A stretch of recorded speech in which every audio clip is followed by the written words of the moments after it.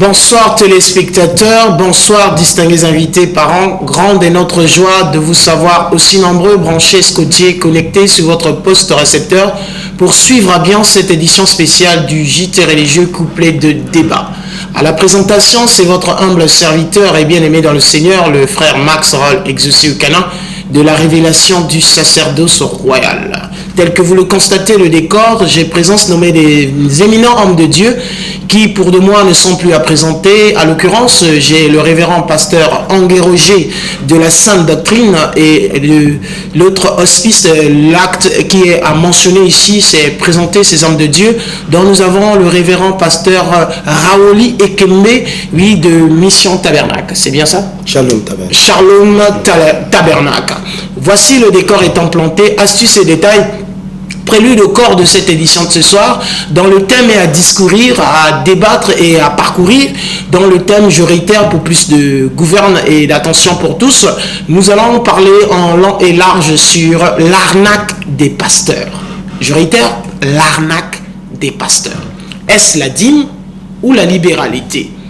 Comme astuce et détail, je viens de le répéter en amont, vous avez la possibilité, simple frère, leader religieux, oui, vous, toutes ces congrégations, églises, mutuelles, associations, vous avez la possibilité de contacter la direction technique de TPT+, ou mentionner votre intérêt à rencontrer le présentateur pour que je suis pour des réservations d'espace ou d'éclaircissement à l'acte. Sans toutefois entrer dans le vif du sujet, je salue ardieusement mes invités, question de dire, pasteur, mes estimes, salutations à vous.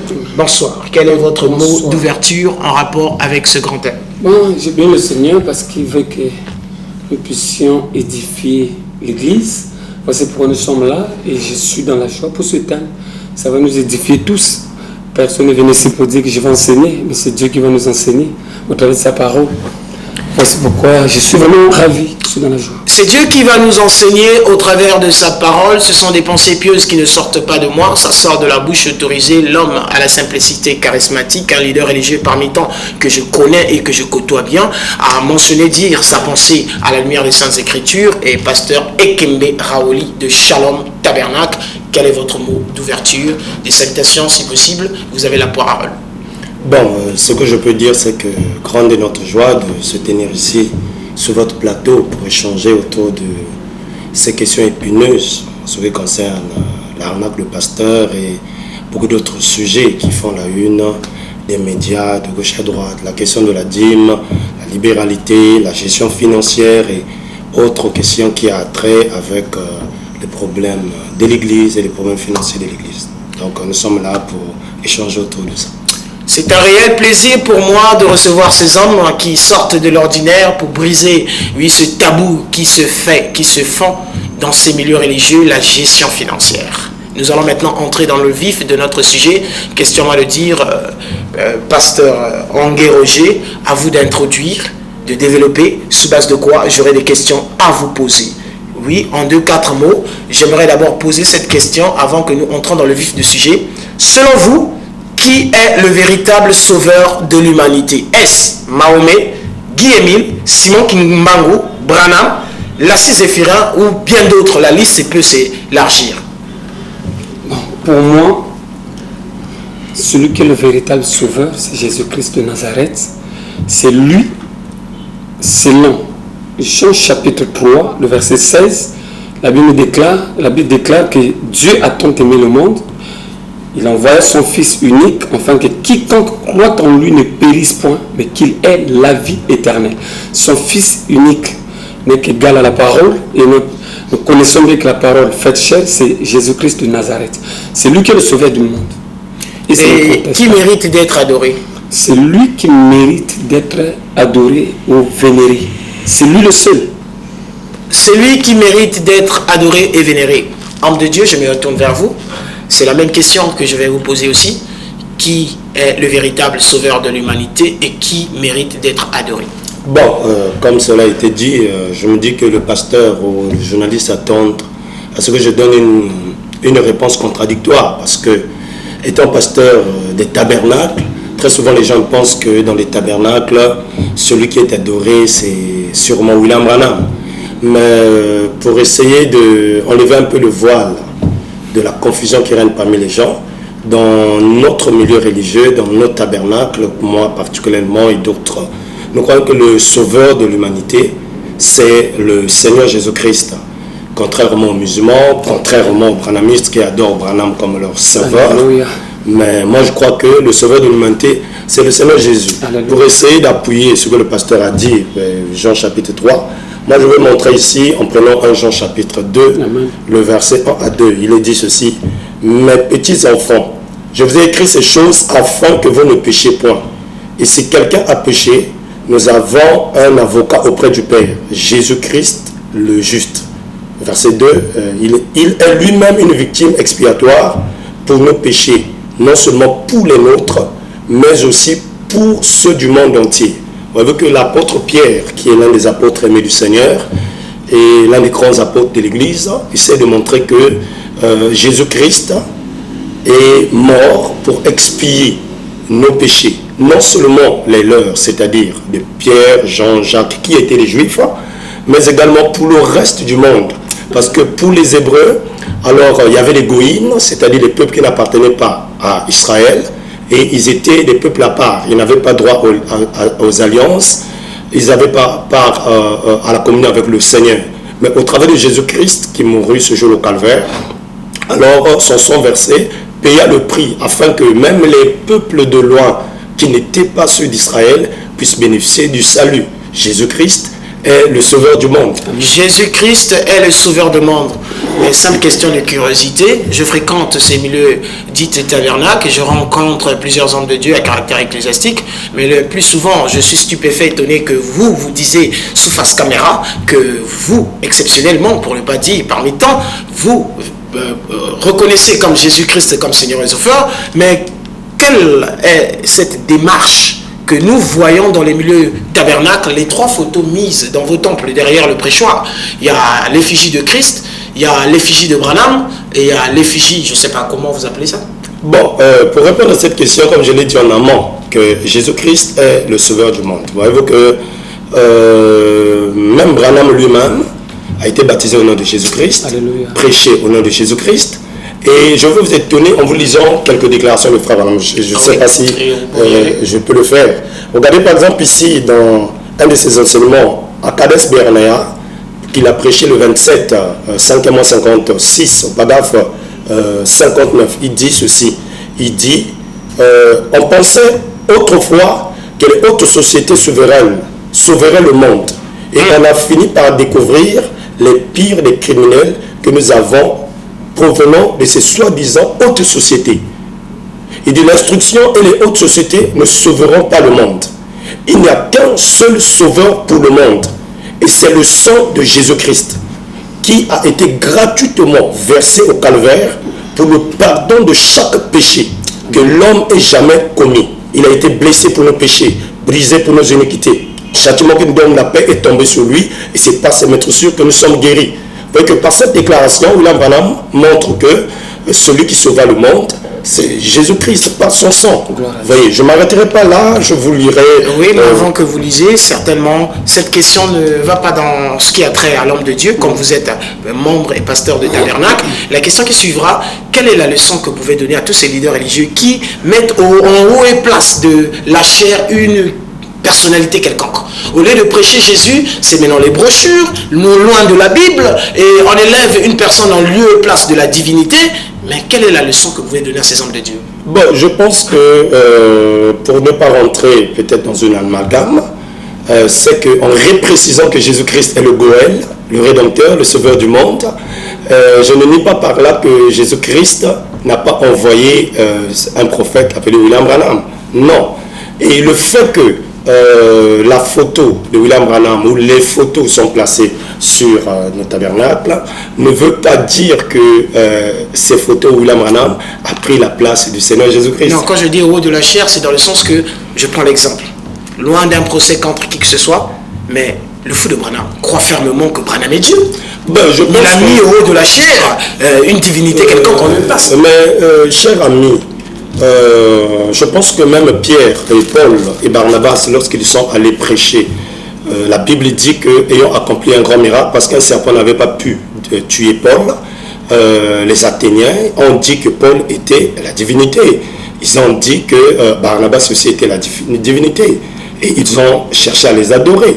Donc le fou de Branham adore Branham du fait qu'il a vu des œuvres extraordinaires qu'on n'a jamais vues dans tous les âges au travers de la vie de cet homme. Je vous apprends même que ce que nous avons vu, que l'histoire même reconnaît de la vie de William Branham, en ce qui concerne la puissance, le charisme et autres, même au temps des apôtres, les peu de témoignages que nous avons dans la Bible, ne sont pas équivalents à ça. Donc, il y a toujours eu des débordements comme ça, toutefois que Dieu peut utiliser un homme de Dieu, et il y a toujours des gens qui essaieraient donc de l'adorer. De même, avec William Branham, c'est pareillement que les gens ont cherché à l'adorer, faisant de lui la divinité. Mais je précise et je reprécise que la divinité adorée par William Branham n'est pas lui-même, mais c'était Jésus-Christ. Et tous les véritables disciples qui ont cru la parole de Dieu au travers de William Branham ont pour rédempteur le Seigneur Jésus-Christ. Maintenant, revenons à votre question sur les photos. Ça, c'est une question qui a souvent été mal comprise parce que les gens se réfèrent parfois à Exode chapitre 20 disant que Dieu avait dit tu ne feras pas des représentations, des choses qui sont dans le ciel, sur la terre et sur la terre. Moi, je me dis que le milieu religieux est mal enseigné. Parce que le même Dieu qui a dit à Moïse, si tu ne te feras pas des représentations, si nous ouvrons notre Bible, il va dire à Moïse, tu vas faire le tabernacle selon le modèle que tu as vu dans le ciel. Et le tabernacle de Moïse, je vous apprends, sur les rideaux du temple, il y a des chérubins qui sont brodés avec des ailes. Or, les chérubins sont des êtres angéliques qui sont dans les cieux. Donc, la grande question à se poser, c'est que de quels cieux il était question. Et la précision est dit de ne pas les faire pour les adorer. Yes. Et Moïse, représentant les chérubins sur les rideaux du temple, va également représenter deux chérubins aux ailes déployées sur le propitiatoire. Et toutefois que le souverain sacrificateur, lors de la 6e fête juive, Yom Kippour, rentrait dans le temple, faisait l'expiation, c'était sur le propitiateur, là où il y avait les deux ailes des chérubins. C'est une représentation. Mais il n'avait pas adoré ça. Parce qu'il est dit, tu n'adoreras que le Seigneur ton Dieu. Et tu ne le serviras que lui seul. Nous pensons que l'auditoire accompli, nous pensons que nous, oui, qui sommes sur le plateau, nous sommes en train de percevoir à la lumière des Saintes Écritures cette réponse liée à ces trois photos qui est, pour ne pas dire Trinité, qui se fait montre dans les milieux à travers... Mais je précise que c'est un témoignage. Oui. Celle qui est au centre, c'est la photo de l'ange, William Branham, avec une colonne de feu au-dessus. Celle qui est peut-être à gauche, c'est la photo de Jésus Hoffman, selon la représentation. Mais donc on dit que c'est pas Jésus, c'est Django, je ne sais pas comment, quand vous dites... Bon, je pense que cette face-là, Django n'était pas encore né. Il faut qu'on soit... avancer, je vais donner la parole à l'homme. Il faut qu'on soit un peu sérieux. Django n'était pas encore né, le film de Jésus n'était pas encore apporté. C'est une représentation qu'un peintre allemand du nom d'Hoffman avait eu. Vous allez voir même dans le milieu mormon, des grands milieux religieux mormons des États-Unis qui se retrouvent même au Congo ici, vous allez voir que dans leur livre des Mormons, vous allez voir que cette photo y apparaît. Parce que c'est la même image sûrement que leur prophète avait vu. Et William Branham, dans ses visions, ce qu'il a vu, il reconnaît que c'était à peu près cela. Donc c'est juste un témoignage. Ce ne fait pas l'objet d'une adoration parce que nous croyons que celui qui est adoré est la divinité qui se trouve en nous. Merci pour ces précisions à l'acte. Nous avons certainement eu, et vous avez certainement mis votre pierre à l'édifice. Maintenant, nous allons entrer dans le vif de notre sujet. L'arnaque des pasteurs. Est-ce la dîme ou la libéralité? Oui. Question à nous de dire, téléspectateurs, vous allez certainement entendre certaines vérités qui sortiront sur ce plateau. Ces hommes ont prôné, manifester leur intérêt à venir sur cette tribune spéciale du débat religieux pour échanger là-dessus. À moi de dire, je me laisse à l'amabilité de l'Éternel Dieu pour nous conduire dans cette phase, oui, à nous de donner parole à l'homme de Dieu, Pasteur Ongué Roger. Vous avez la parole. Quelle est votre leçon à transmettre en rapport avec ce thème, l'arnaque des pasteurs? Est-ce la dîme ou la libéralité? Bien-aimé au Cana, d'abord je suis étouffé. Pourquoi? Parce que quand vous avez laissé moi plus de 20 minutes, je vais vous donner aussi la parole sur la valeur qu'il donne à son prophète. Oui. C'est grave. Ben, moi, je sais pas si on va revenir ce jour. Moi, je n'ai pas pris le temps de donner la parole au prophète. Du prophète ici, nous avons parlé du Seigneur. Lui, il a bien reconnu que c'est Jésus-Christ qui est le seul sauveur. Oui. Ça devait être point bas. Non, mais Jésus commence à élever. Sans avoir des prophètes. Laissez un peu évoluer. L'homme de Dieu. Lui, il a souffert comme L'homme j'ai souffert, moi j'ai été étouffé. Oui, quel est votre... Parce qu'il faut qu'on présente la parole. J'aimerais peut-être qu'un jour, le Seigneur nous fasse grâce, qu'on revienne ici pour voir alors qui est le dernier prophète de ce temps de la fin. Le mot dernier s'il y en a sorti de mon expression. Voilà, non, mais parce que là j'ai vu la valeur que vous apportez, la valeur que j'ai apportée à un individu comme vous, il n'est pas un est plus que même celle que vous devez donner à Jésus-Christ. Parce que là, le Seigneur dit dans Éphésiens 4, à partir du verset 11, lui qui est le sauveur de l'humanité que vous avez accepté. Quand il a fini d'accomplir sa mission sur la terre, avant de monter, il a légué une responsabilité à certains comme en les établissant sur son peuple, d'autres comme apôtres, d'autres comme prophètes, d'autres comme ainsi de suite, jusqu'aux 5 ministères. Et il donne la précision. Il dit pour faire perfectionner la connaissance, sa connaissance à ses brebis, en vue de les amener à avoir un seul cœur, même sentiment, même pensée, pour nous préparer tous pour attendre le retour glorieux de notre Seigneur. Je pense que vous avez paraphrasé les versets parce que vous avez cité Acte. Quand vous avez parlé, je n'ai pas parlé, j'ai souffert. Parce qu'avant de passer à notre thème du jour, voilà, il a fallu que je redresse un peu certaines choses qui m'ont fait mal. Parce que quand vous vénérez un type, et puis vous voulez mettre Moïse dans une oreille, tu dois nous faire un procès un jour, peut-être si Dieu peut permettre. Téléspectateurs, si vous pensez soutenir cette émission, ou vous pensez faire revenir ces hommes de Dieu sur cette tribune spéciale, à sponsoriser cette émission, ils pourront revenir. Voilà. Nous avons la possibilité. Maintenant, entrons dans le vif du sujet. Je préfère que le passage commence parce que c'est lui qui peut peut-être avoir une avis sur ce qui concerne la dîme. L'arnaque des pasteurs est le but de ce débat. Voilà. L'arnaque des pasteurs. Est-ce la dîme ou la libéralité? Voilà, je vous laisse la parole. Je suis également, comme le pasteur, un peu étouffé d'entendre que le fait qu'on parle d'un prophète comme Branham, on vénère un individu. Les mots ne sont pas tellement bien placés. Bon, qu'à cela ne tienne, nous pourrions revenir pour essayer d'étayer autour de la place de William Branham comme prophète. Essaye un peu de résumer ça dit, même si ça peut être lent, mais c'est de donner l'essentiel. Parce qu'on a peu de temps. On a juste 1 heure, parce que nous voulons au moins répondre droitement à la question. Ce qui concerne l'arnaque des pasteurs, la dîme ou la liberté des pasteurs. Moi, je pense que là où il y a arnaque, ce n'est pas tellement dans l'aspect de libéralité ou de dîme. Moi, je pense que là où il y a l'arnaque, c'est plus en ce qui concerne la gestion de ce que le peuple de Dieu apporte à la maison de Dieu. C'est là où je pense qu'il y a l'arnaque. Parce que si on va développer sur la dîme, on va développer sur le front ou la libéralité, c'est un débat millénaire. Ce n'est pas un débat qui va commencer aujourd'hui sur la chaîne TPT, c'est un débat millénaire. Moi, je crois que en ce qui concerne les offrandes que Dieu a permis que son Église, ses enfants, avant l'Ancien, dans l'Ancien et après l'Ancien, puissent apporter dans la maison du Seigneur, il y a des offrandes libérales qu'on appellerait donc libéralité. Parce que libéralité, c'est un mot. Ce n'est pas le nom d'une offrande qui existe dans la Bible pour dire que libéralité, c'est une offrande. Ça serait faux. Parce qu'il faut d'abord étudier les mots en soi, en hébreu, en français. Je vais vous aider. Quand nous disons dîme et libéralité, d'aucuns disent qu'il y a plusieurs sortes de dîmes. Mais la plus répandue de tous, où certains leaders religieux mettent l'accent, c'est sur le 1/10 de votre revenu qu'on prêche dans les églises. Voilà pourquoi l'homme de Dieu, Angué Roger, dit, certes, il y a plusieurs dîmes, mais si les églises prônent sur la dîme qui est de 1/10 de libéralité de votre revenu, ils devaient prêcher toutes les dîmes. Si vous ne prêchez pas toutes les dîmes, vous êtes en erreur. Voilà pourquoi on doit donner librement la libéralité. Mais voilà, je pense déjà que le problème, peut-être que c'est un problème de temps, c'est un problème de concept. Parce que quand vous dites qu'il y a plusieurs types de dîmes... Mais dans les églises, le plus souvent, il y a un ordinateur là, le pasteur est en train de dire, mais j'ai pas vu ta dîme là. Ça dit qu'il rappelle à l'âme que la dîme de 1/10.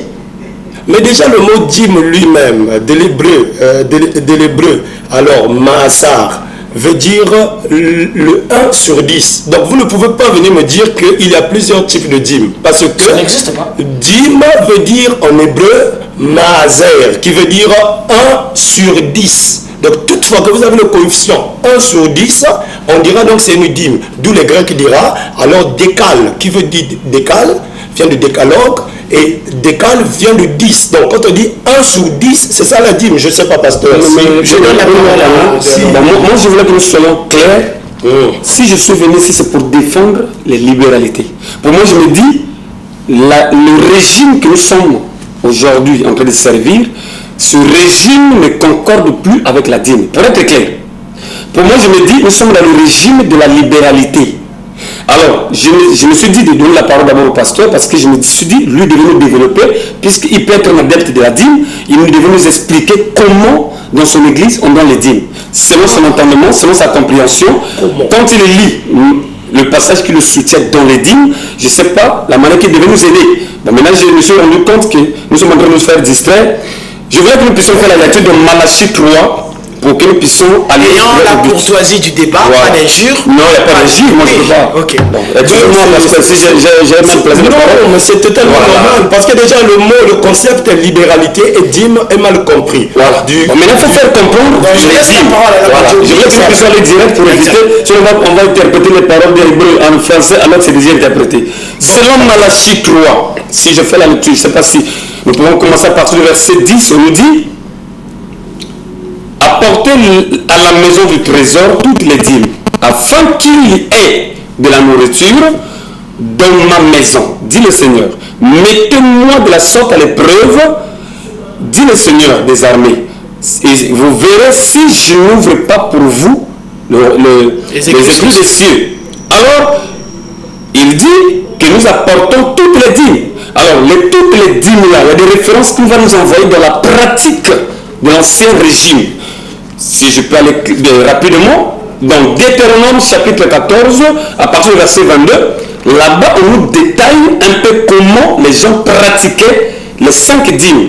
Parce que quand on parle de dîmes, le Seigneur dit dans Malachie, il faut apporter toutes les dîmes. Alors toutes les dîmes là, c'est les 5 dîmes. Exact. Selon Malachie, et plutôt selon Deutéronome, parce que les références de Malachie, je ne pense pas qu'il y ait une question de 5 dîmes là-bas. Donc pour vous, vous croyez fermement je peux la lire. Je peux donner une référence qui nous détaille les 5 dîmes. Moi je dis ceci, oui. Monsieur Kana, nous devons être très pragmatiques. Oui. Très pragmatiques. Le monde religieux... Comment ça se passe chez vous? Les hommes payent la dîme comment? La dîme, comme je l'ai déjà dit que la dîme c'est le 1/10 d'un revenu. Oui. Et je montrais par là que le décal ou le maaser alors existe avant la loi. Parce que déjà Abraham a payé la dîme n'étant sous aucune loi. Voyez-vous? Et lorsqu'il sort de la bataille des Djiroirs, il rencontre Melchisedec en cours de chemin. Et la Bible nous enseignera que Abraham paya à Melchisedec, Genèse chapitre 14, le verset 20. Abraham donna à Melchisedec la dîme de tout. Donc si déjà là vous dites la dîme, toutes les dîmes que l'on a menées, ça fait 5 dîmes, ça veut dire que vous devez me dire que Abraham avait donné à Melchisedec 5 dîmes. C'est une erreur. Toutefois qu'on entend toutes les dîmes, cela ne veut pas dire 5 dîmes. Donc c'est une mauvaise interprétation. Il faut préciser et repréciser les faits. Bon, je peux ce n'est pas la Bible, c'est le pasteur. D'accord. L'homme de Dieu. J'ai donné un passage parce qu'il ne faut pas que nous parlons seulement. D'accord. Il faut que nous parlons. Oui. Mais je pense que j'ai cité un verset de la Bible, puisque ce verset-là. Je vous ai posé la question, comment ça se passe chez vous? Voilà. Vous ne m'avez pas répondu. Les adeptes payent-ils la dîme chez vous? Très bien, moi je paye la dîme, mon cher ami. Oui. Moi je paye la dîme. Mon trésorier même de la foule, là vous pouvez l'appeler, l'interroger. Et la dîme là, comment elle est dispensée? Est-ce que tous les serviteurs ont droit à manger la dîme ou comment? Ou c'est exclusivement l'homme de Dieu? Monsieur le journaliste, je vous donne libre cours d'appeler mon trésorier maintenant, là il est dans la foule, et de lui demander comment les dîmes sont dispensées chez nous. Les dîmes, je reviens et je dis que le fait que nous ayons transité de l'Ancien Testament au Nouveau Testament, ça n'a pas aboli la dîme. Ça, c'est déjà une chose qui doit être établie, bien établie. Et nous allons lire passage sur passage. Parce que la dîme existe déjà avant la loi. Donc, avant la loi, la dîme existait. Abraham l'a payé. Jacob fait la promesse à Dieu de lui payer la dîme. Maintenant, quand vous dites comment ça se paye, mais c'est ça un petit calcul de l'école du dimanche.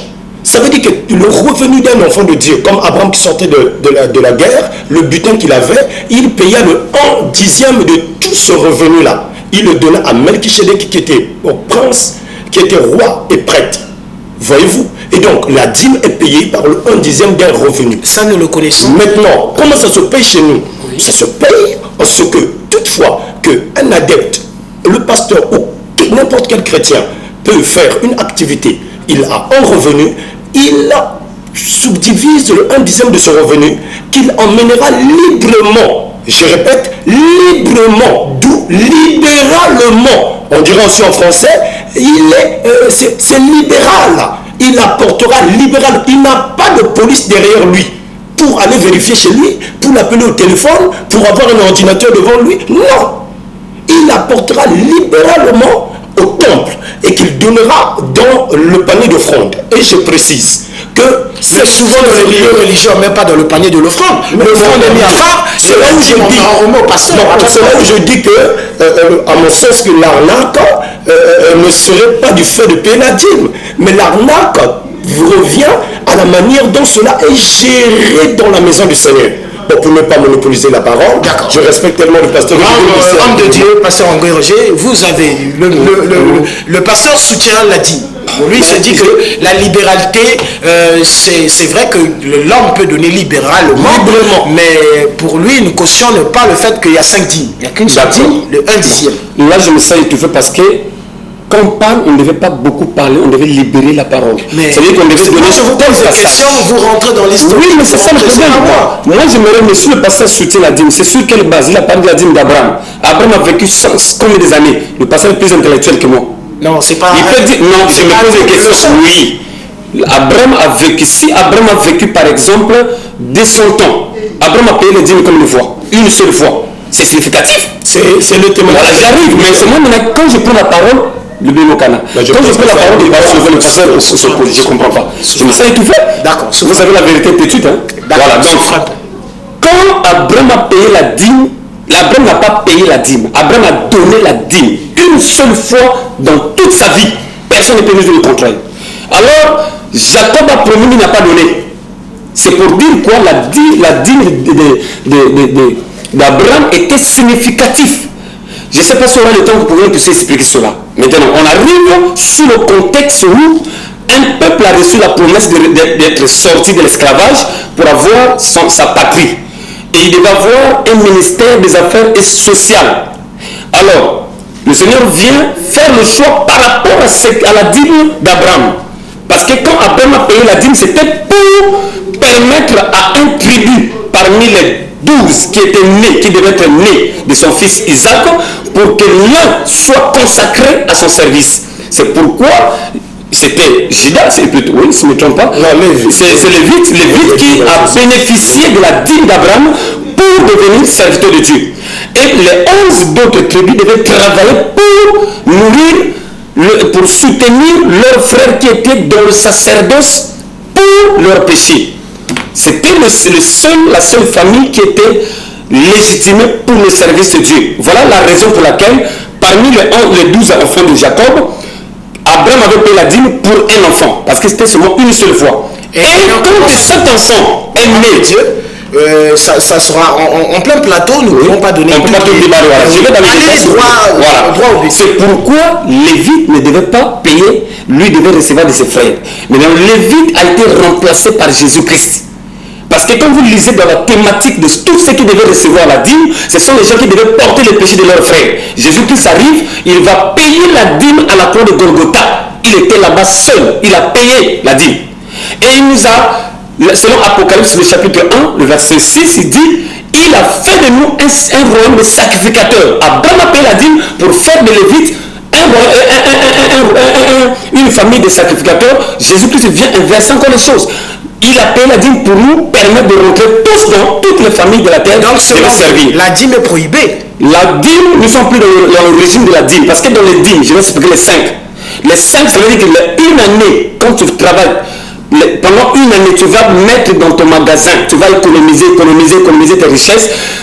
À la 13e année, c'est-à-dire au 13e mois, tu vas faire sortir toutes les dîmes que tu avais conservées dans ta maison. Toi, tu vas aller manger ça avec ta famille dans le temple. Ça, c'est quoi, la première ça, c'était la première dîme. Okay. Après, donc quand tu vas aller, on nous dit bien que tu vends tout ce que tu avais conservé pendant en 12 mois. Le 13e mois. Le 13e mois, maintenant, tu prends tout cet argent que tu as vendu, tu te serres ça dans ta main, tu vas au temple, là-bas, il va marcher. Tu payes là-bas les liqueurs fortes. Tu vois, la dîme. Tu payes les liqueurs fortes, les vins alcoolisés. Tu payes tout ce que tu vas manger avec ta famille. Tu montes, tu rentres dans l'église, tu manges ça devant le sacrificateur. Ça, c'est la première dîme. Dans l'église. Ok. Et la deuxième dîme, donc c'est 3 ans plus tard, tu vas maintenant accomplir pour les 4 qui sont restés. 3 ans plus tard, oui. Tu vas rassembler tout ce que tu as économisé pendant 3 ans. Tu vas appeler l'étranger, tu vas appeler la veuve, tu vas appeler l'orphelin, tu vas appeler les lévites, qu'aujourd'hui les gens peuvent remplacer peut-être par le pasteur, je ne sais pas. Les 4 personnes viendront prendre à leur tour leur dîme. Après 3 ans. C'est pourquoi aujourd'hui, dans le temps de la grâce, tout a changé. Parce que Jésus-Christ nous a dit, ce que la main gauche donne, la droite ne doit pas connaître. Alors, quand nous arrivons, Jésus-Christ dit, allez faire de toutes les nations des disciples. Et la première église a été inaugurée par le Saint-Esprit le jour de la Pentecôte. Quand le Saint-Esprit descend, il vient communiquer la manière de célébrer le culte qui devait être différente de l'ancienne manière. Hier, le culte était célébré avec les aliments, avec tout ce qu'il fallait pour base dîme. Mais aujourd'hui, ça a été amené dans un autre sens contraire. Donc le culte est devenu spirituel. Le marché, Jésus-Christ lui-même avait cassé le marché avant de monter à la croix. Il a cassé le marché. Et quand on lui a demandé poser la question, il a dit, vous avez 2 minutes pour chuter. Allez-y. Il a dit, détruisez ce temple et je vais le rebâtir. Et quand il a rebâti le temple, elle n'est plus matérielle, elle est spirituelle. Et le culte a changé de forme. Donc la dîme, aujourd'hui, pour le chrétien, Romains 12, au verset 1, au verset 2, là on dit, c'est nous qui devons nous offrir à Dieu comme un sacrifice agréable, utile, saint pour son œuvre. Quand nous appartenons à Jésus-Christ, nous sommes devenus des hommes et des femmes qui doivent apporter maintenant des libéralités parce que ce qui t'appartient appartient à Jésus-Christ. Les actes des apôtres nous montrent le modèle de données qui a changé avec l'ancienne manière. Voilà. Vous avez la parole. Bon, partagez-vous cette même avis, j'essaie d'abord d'enlever quelques pépitres. Le pasteur dit qu'Abraham n'a pas payé la dîme, mais il a donné la dîme. Bon, si on lit dans la Bible, dans le livre, parce qu'il faut utiliser les mêmes mots, parce qu'un seul mot peut tuer quelqu'un. Un seul mot. Il y a des mots qui tuent les gens, et un seul mot. Ok. Il dit, Hébreux chapitre 7, à partir du verset 9, il va nous dire ceci. Il va montrer, à partir du verset 9, il dit, de plus, Lévi qui perçoit la dîme l'a payé, pour ainsi dire, par Abraham. Donc, donner ou payer, c'est le mot synonyme. Mais dans ce sens-là, étant donné qu'Abraham avait fait, sortait de guerre, quand il vient, on dit, Abraham paya la dîme. On dira, donna la dîme. Mais payer et donner sont inscrits dans la Bible. Ça, c'est un premier point. Lévi paya la dîme au travers d'Abraham quand Abraham la donna ou la paya à Melchisedec. Une autre chose, le pasteur dit que Abraham de toute sa vie a payé une dîme une seule fois. Moi, je suis très stupéfait parce que même avec Jésus-Christ, selon Jean chapitre 21, le verset 25, il est dit, Jésus a fait encore beaucoup d'autres choses. Si on les écrivait en détail, je ne pense pas que le monde même peut contenir le livre qu'on écrirait. Voyez-vous, ce passage montre déjà que les patriarches, les chrétiens, les leaders de la Bible ont fait des choses que si on pouvait tous les écrire, alors aucun livre de la Bible ne pourrait le contenir. D'où on dira Jésus de 9 ans jusqu'à 30 ans, ou de 7 ans à 30 ans, de 12 ans à 30 ans, était où? Qu'est-ce qu'il avait fait? Donc Jésus était mort. Donc, l'exemple de la dîme d'Abraham au travers de Melchisedec et de Jacob qui promet à Dieu une dîme, Jacob ne peut pas être ainsi infidèle, de promettre à Dieu une dîme et de ne pas l'accomplir. Si je peux me permettre de vous poser cette question, est-ce que cela est à caractère obligatoire? Payer sa dîme peut permettre à quelqu'un ou à une personnalité quelconque à hériter le royaume des cieux? Ne pas le faire est un péché ou le faire est attrait à une divinité? Je pense que quand j'ai parlé de la dîme, j'ai montré que toute loi du Seigneur, quand elle est promulguée, quand elle est donnée, l'homme a un libre arbitre de l'appliquer ou de ne pas l'appliquer. D'où l'homme a la libéralité de le faire ou de ne pas le faire. Mais là, que ça soit des dons qu'une personne fait de façon volontaire, il est libre de le faire ou de ne pas le faire. Et de façon à ce que, en ne le faisant pas, il est libre de subir peut-être le châtiment du Seigneur si c'est une promesse qu'il a fait au Seigneur. Maintenant, une autre chose, le pasteur dit que la Bible dit si la main gauche donne, que la main droite ne sache pas. Il a trait ça avec la dîme. C'est totalement faux. Parce que cette écriture-là n'a pas trait à la dîme, cette écriture a trait aux dons qu'un chrétien devait faire. Parce que les pharisiens, quand ils faisaient des dons aux veuves, qu'on appelle des aumônes, ils sonnaient de la trompette pour que tout le monde sache qu'il a donné une aumône à un veuve ou à un orphelin. D'où il est question des aumônes qu'on fait, qu'en le faisant, que la main droite ne sache pas. Voilà, ça c'est un autre aspect. Il faut ramener toute chose dans son contexte. Maintenant, je montre par là que la dîme existait avant l'Ancien Testament, Abraham, et dans le Nouveau Testament, Dieu va donc choisir la tribu de Lévi pour être la tribu qui devait donc remplir le sacerdoce. Et pour l'entretien de ces Lévites-là qui vont donc exercer le sacerdoce, Dieu va dire que je donne au fils de Lévi toute dîme en Israël. Et nous pourrons soutenir cela par la Bible, dans le livre de Nombres, avant d'arriver même à Malachie. Nous allons lire dans le livre de Nombres qu'il est dit que Dieu donne au fils de Lévi toute dîme en Israël, pour le service qu'ils font. Pour le service qu'ils font. Nous prenons par exemple ici, Nombres chapitre 18, verset 24. Je donne comme possession au fils de Lévi les dîmes, on dit bien Maaser, que les enfants d'Israël présenteront à l'Éternel par élévation. C'est pourquoi je dis à leur égard, ils n'auront pas de possession au milieu des enfants d'Israël. Et alors, ces dîmes-là étaient donc instituées par Dieu comme étant le salaire des Lévites. Autrement dit, j'aimerais comprendre, ça veut dire que tout ce qui sert autour du sacerdoce, que ce soit les chantres, les protocolaires, techniciens, diacres, prédicateurs, ont droit à manger la dîme. Mais parce que les Lévites étaient constitués de toutes ces personnes-là. C'est applicable chez vous? Très applicable. Même si on appelle les chantres là, vous payez les chantres. Monsieur Kana, vous avez eu l'opportunité de venir tourner un petit extrait chez nous.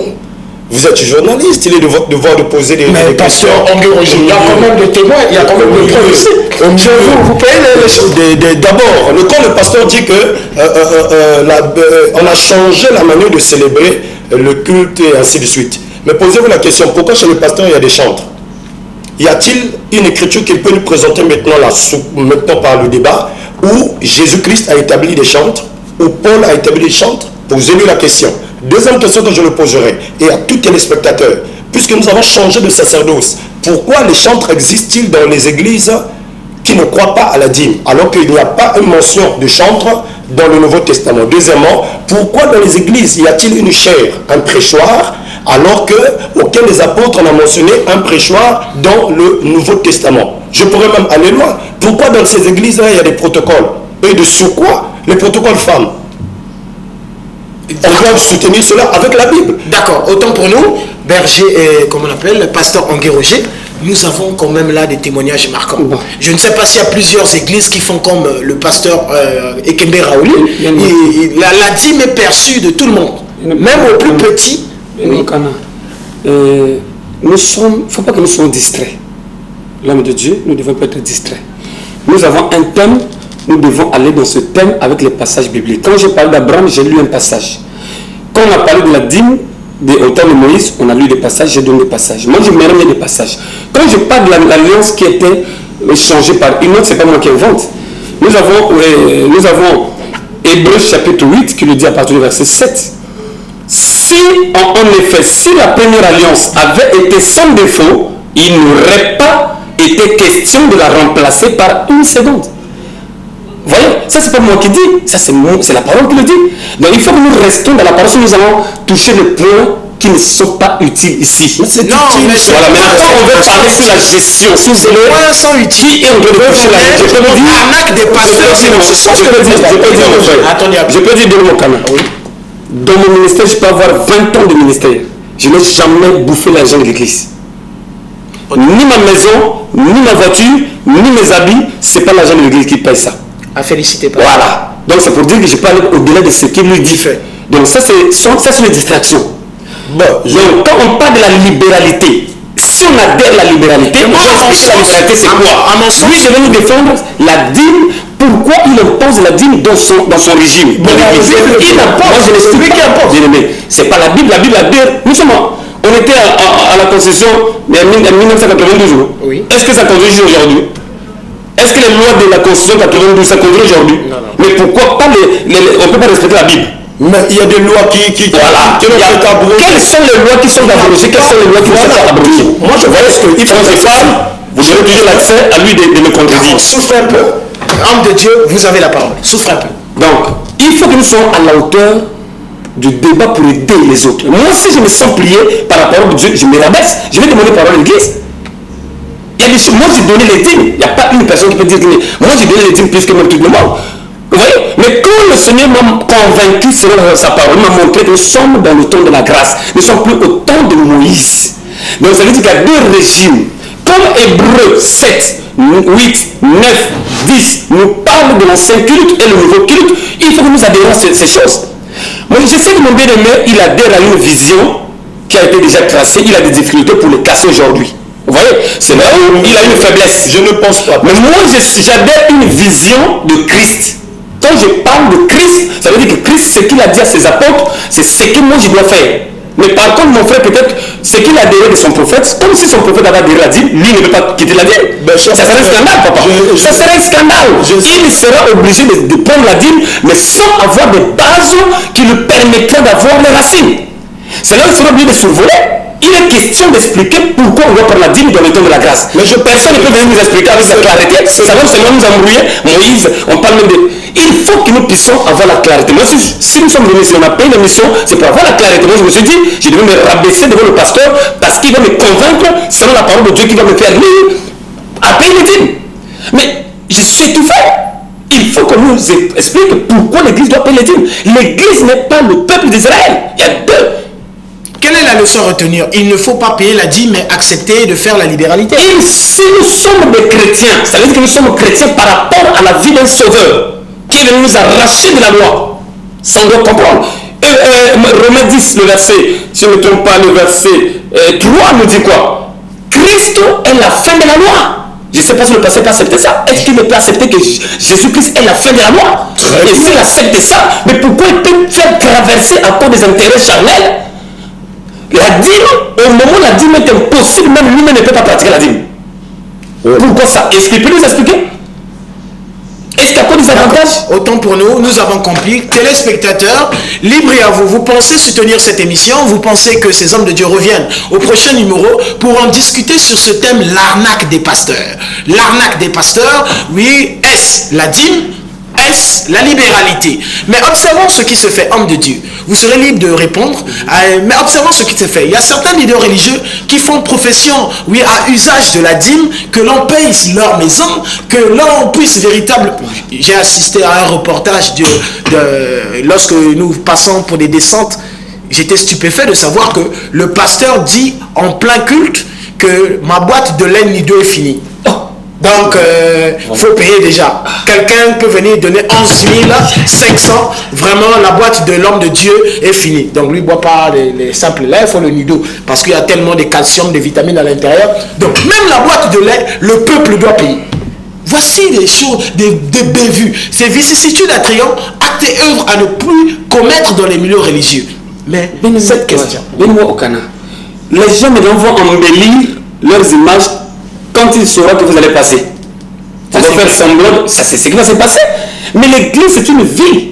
Déjà l'apôtre Paul dit, je préfère mourir que d'accepter de servir Dieu avec intérêt, avec ce sujet de droit. L'apôtre Paul est le seul prophète. Avant que Jean ne soit enlevé, avant que Jean ne soit transporté en esprit jusqu'au 3e ciel, c'est l'apôtre Paul. Il est allé jusqu'au 3e ciel. Le Seigneur lui a montré toutes les hauts, les bas de l'église. Et quand il est venu, c'est pour établir la règle et le niveau. Mais l'apôtre Paul refuse de prendre ce qu'on peut appeler aujourd'hui le droit de serviteur. Il a préféré travailler pour l'héritage. L'apôtre Paul avait toujours quelque chose à manger.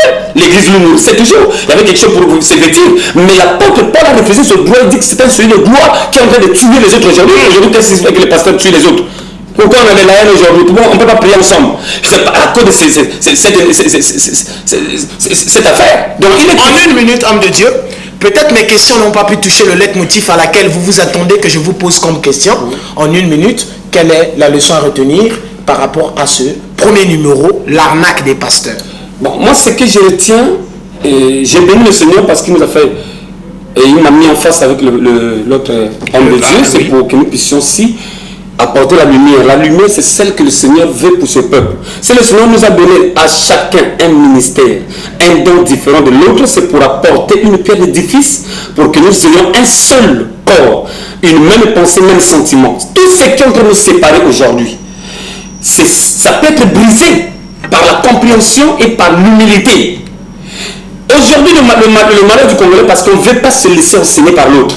L'autre qui a reçu une particularité peut contaminer aussi l'autre. Moi, aujourd'hui, si je suis plus dans le régime de dîmes parce que j'ai été enseigné par un frère. Dieu m'a enseigné par un autre serviteur de Dieu. Il faut que nous voyons la chose. Le Seigneur dit que quand nous sommes arrivés, il faut que nous sachions que le jour du Seigneur est plus proche. C'est pourquoi il permet que la bonne nouvelle du royaume soit enseignée pour ouvrir l'intelligence des hommes et des femmes et permettre aux hommes de faire leur arbitre choix. Sur le point de la dîme, j'ai dit, la dîme n'a plus de notre temps. Si les hommes de Dieu se sont servis de la dîme comme support parce qu'ils n'ont pas eu la grâce d'avoir la foi. Le Seigneur dit, je ne sais pas si je vais trouver la foi sur la terre. Quand Dieu t'appelle au ministère, c'est Dieu qu'il faut voir. C'est lui qui va rassembler les hommes et c'est lui qui va te soutenir. Les hommes de Dieu sont soutenus par l'Église établie par Dieu. Sinon, ils ne travaillent pas. Sinon, pas moyen de vivre. L'Église qui est autour d'eux est appelée à les soutenir comme la Bible déclare parce qu'ils doivent être soutenus pour qu'ils puissent avoir la possibilité de servir Dieu. Mais pas en imposant des taxes. Mais en attendant librement le peuple s'investir parce qu'ils savent que leur droit c'est s'investir pour faire avancer le royaume des cieux. Si aujourd'hui le monde mystique, les congrégations diaboliques ont des organisations très puissantes, ils ont même des sociétés secrètes. Pourquoi? Parce qu'ils ont des investisseurs. Il faut que l'Église aussi s'investisse pour que le nom digne disparaisse. Dans la nouvelle dispensation, pour que les hommes de Dieu s'attendent à la libéralité de ce peuple. Et comment faire pour vous contacter pour ces télé? Oui, parce que nous sommes à la télé limitée par le temps. Nous sommes au 06 937 937 67 67 00 00 06 06 937 937 67 67 00 00 05 05 537 537 67 67 00. Donc les deux numéros sont presque pareils. Ok, maintenant, y a-t-il un programme particulier au sein de la congrégation? Demain matin, plutôt à partir de 20h, nous avons l'émission. Nous serons maintenant là dans notre émission habituelle, le décret de l'Éternel, à partir de 20h30. Et nous voulons que vous puissiez toujours être connectés pour votre édification. Et à l'église, nous sommes là toujours pour les vendredis et mercredis et vendredis pour les cultes, à partir de 15h, dimanche à partir de 8h30. Voilà le programme. Homme de Dieu, peut-être mes questions n'ont pas pu toucher le leitmotiv à laquelle que vous vous attendez que je vous pose comme question. À ce moment, vous avez programmé certaines choses que vous êtes dit, je vais commencer par là et introduire ici et chuter par là. En quelques minutes, nous vous donnons la parole. Et s'il y a des numéros de contact, la situation géographique de vos lieux de culte, y a-t-il une activité quelconque? Et à la fin, vous pourrez chuter à deux. Bon, je remercie d'abord le Seigneur, je remercie aussi le pasteur de son humilité à dire que avant il payait les dîmes et qu'il a été enseigné par un autre homme de Dieu, une grande marque d'humilité. Et si Dieu lui a fait cette grâce-là, et je pense qu'il pourrait aussi faire grâce aux d'autres s'il pense qu'il y a une erreur dans ce sens-là. Mais jusqu'à maintenant, je soutiens le fait que la dîme est payable avant la loi, pendant la loi et après la loi, parce que ce n'est pas toutes les prescriptions de la loi qui ont été abolies. Regardez par exemple Paul, en parlant de 1 Corinthiens chapitre 7, et ne permettant pas à la femme d'enseigner, il est dit, comme le dit aussi la loi. Voyez-vous que Paul se réfère à une écriture de la loi pour dire que les femmes doivent se taire dans les assemblées des saints. Voyez, il se réfère à la loi. De même, Paul également dans 1 Corinthiens chapitre 9, à partir du verset 13 à 14, il dit que ne savez-vous pas que ceux qui remplissent les fonctions sacrées sont nourris par le temple et ceux qui servent à l'autel ont part à l'autel? De même, le Seigneur a ordonné à ceux qui prêchent l'évangile de vivre de l'évangile.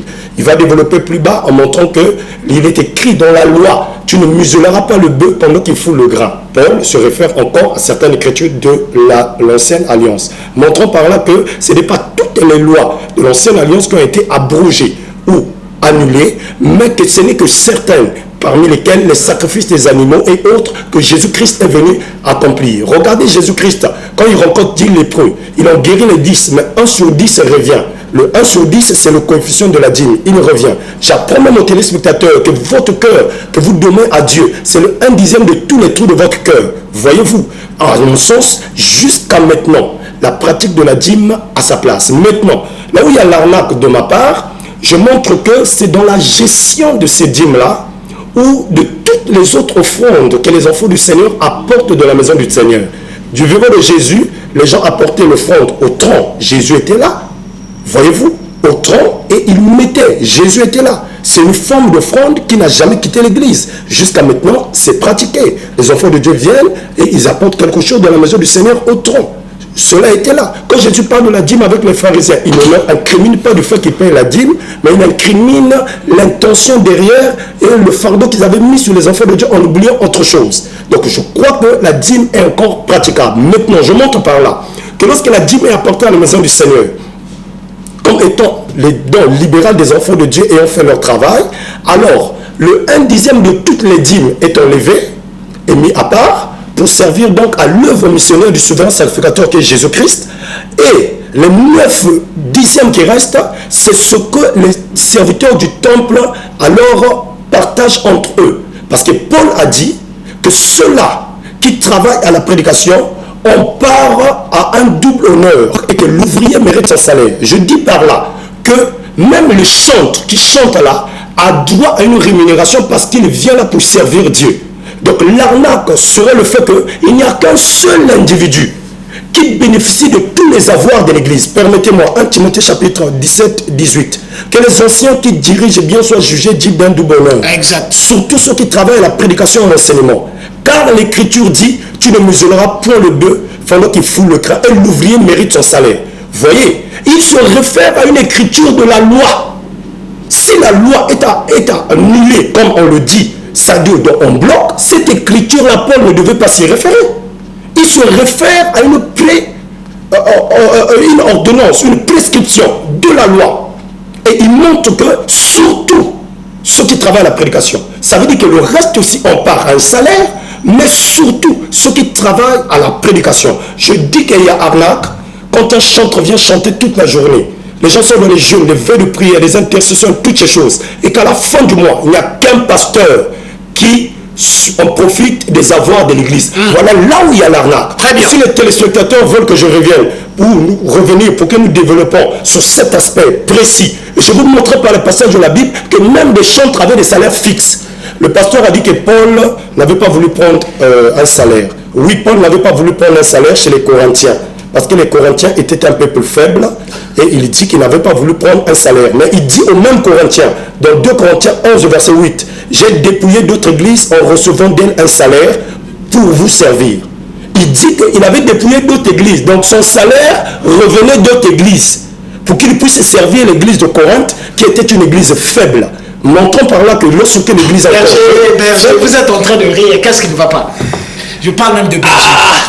Mais vraiment, je suis en train de rire parce que le pasteur a un peu d'inverser les passages bibliques. En tout cas, j'ai soif de revenir ici.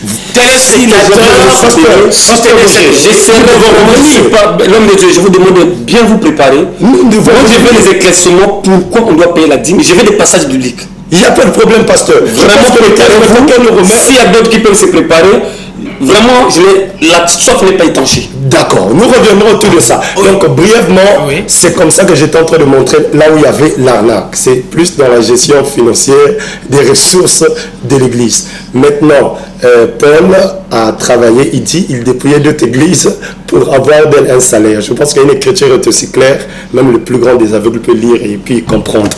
Maintenant, les enfants de Dieu doivent emmener leur libéralité, et les libéralités, ils sont libres. Ils apportent des offrandes qu'on met au plateau là. C'est une libéralité. il peut faire un don à Dieu, il peut faire un vœu à Dieu. Et il est libre de venir accomplir. Voilà pourquoi toute fois qu'on parle de libéralité dans la Bible, si vous lisez bien votre Bible, la Bible est Darby. On dit que celui qui donne, donne avec simplicité. Au lieu de dire libéralité, il dit simplicité. C'est comme ça que Darby définit le mot grec utilisé par libéralité là. Il dit simplicité. D'où dans la chrétienté aujourd'hui, tout ce que nous venons donner au Seigneur doit être de façon simple. Que ce soit la dîme, que ce soit les offrandes pour la construction, que ce soit les dons généreux que chacun peut faire au Seigneur. Quels sont vos numéros de contact pour ces téléspectateurs qui veulent bien vous rencontrer? Ils se disent que non, ces hommes de Dieu, oui, ils sont en train d'éclairer la lanterne, ils sont en train de nous faire comprendre la lumière des Saintes Écritures, puisque vous avez une position que la dîme est en actualité. Le pasteur Angué Roger a une position contraire, que la dîme est prohibée, c'est le temps de la libéralité. Quels sont les numéros de contact? Pour le berger, pour le pasteur Angué Roger, il en a donné, et le vôtre. Y a-t-il un programme particulier à l'église? Si oui, vous donnez la situation géographique de l'église, vos numéros de contact, après quoi je vais chuter pour clore l'émission. Je réponds au numéro 06 867. Doucement, s'il vous plaît, 06 867 0224. 0224. Oui, 06 867 24. Et l'église se situe à Siafumo, à Terre Jaune. Et donc, juste dans l'entrée du petit marché Terre Jaune, vous longez au fond et derrière l'école La Merveille de l'Éternel. Je répète, à Siafumo, Terre Jaune, vous longez la petite ruelle du marché au fond et vous demanderez l'école La Merveille de l'Éternel juste derrière. C'est là où nous sommes. Cette semaine, nous avons des réunions spéciales, 4 jours d'enseignement qui vont commencer donc demain à partir de 16h30 et qui vont prendre fin dimanche à partir donc de 12h30 sous le thème accomplir des exploits. Il est dit dans la Bible, avec Dieu, nous ferons des exploits. Pas avec la franc-maçonnerie, pas avec un parent qui est fortuné autre, mais avec Dieu. Donc nous invitons les enfants de Dieu s'ils sont disponibles. Je lance même l'appel au pasteur Roger de venir également participer à ces moments d'enseignement, de prédication, et pour montrer que nous sommes une église interdénominationnelle, nous recevons tout le monde, nous sommes libres. Merci beaucoup, monsieur. Fidèles téléspectateurs, vous qui êtes accoutumés et branchés sur votre poste récepteur pour suivre bien cette édition spéciale du journal religieux couplé de débat, nous avons ce réel plaisir toutefois de vous servir. Nous avons reçu présence nommée de ces éminents hommes de Dieu qui ne sont plus à présenter, le révérend pasteur Angué Roger de la Sainte Doctrine, et nous avons reçu la présence nommée, oui, du pasteur Raoli Ekembe de Shalom Tabernacle. Comme nous pourrons, oui, toutefois le dire, vous avez été, oui, édifié par la pensée du maître à travers ces hommes de Dieu. C'est le premier numéro. Vous pensez subventionner ou soutenir cette émission, sponsoriser cette émission pour que ces hommes de Dieu reviennent pour la prochaine édition. Vous pouvez contacter la direction technique de TPT+, ou mentionner votre intérêt à rencontrer le présentateur que je suis pour des réservations d'espace ou d'éclaircissement à l'acte. Ces hommes de Dieu ont prôné leur numéro. À vous, simplement, téléspectateurs, de vous rapprocher de la direction technique. J'aime toutefois le dire, je ne pourrais chuter sans toutefois remercier la direction technique de TPT+, et de la régie d'antenne à la production, au service de réception, au service commercial, et fortuitement mes gratitudes anticipées au service de rédaction. J'aime toutefois le dire que si l'Éternel Dieu ne revient ce soir, quant à vous et nous, rendez-vous à la prochaine édition. Au revoir.